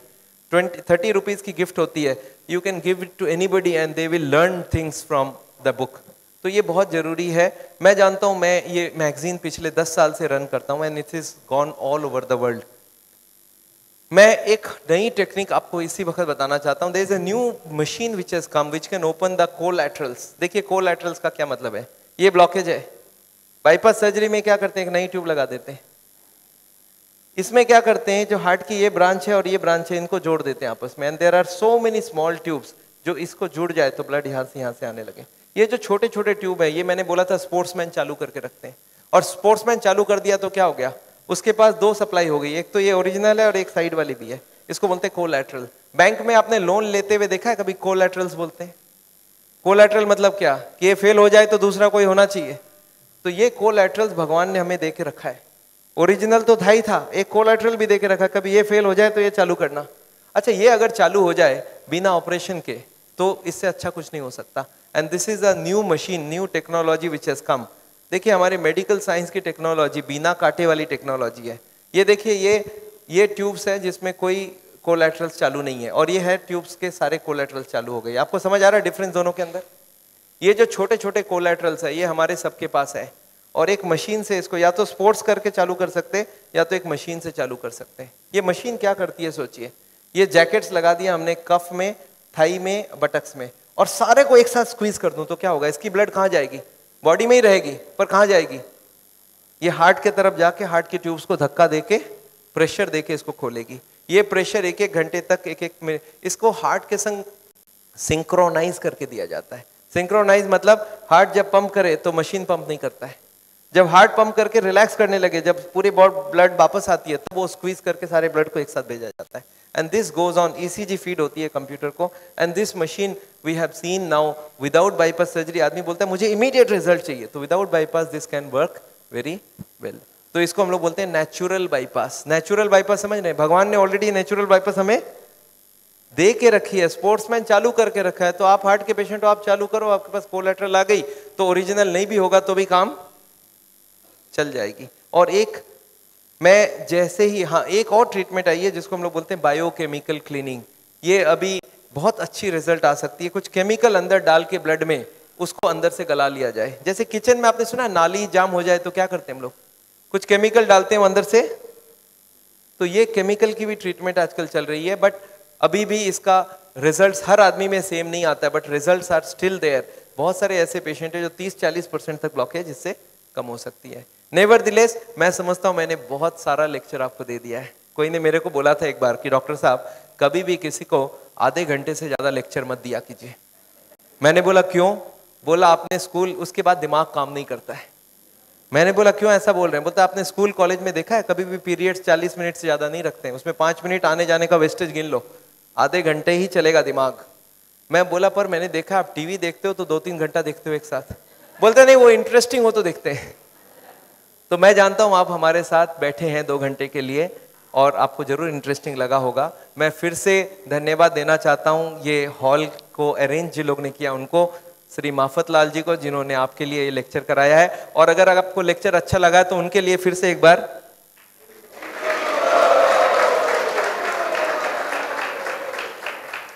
I just wanted to formally thank Dr. Chajjar for a wonderful, not only a wonderful talk, but highly personal and very interactive, and particularly the stamina and energy that is shown at the end of the day. Just came back from Hyderabad today, so I think we should give him a much more warm welcome.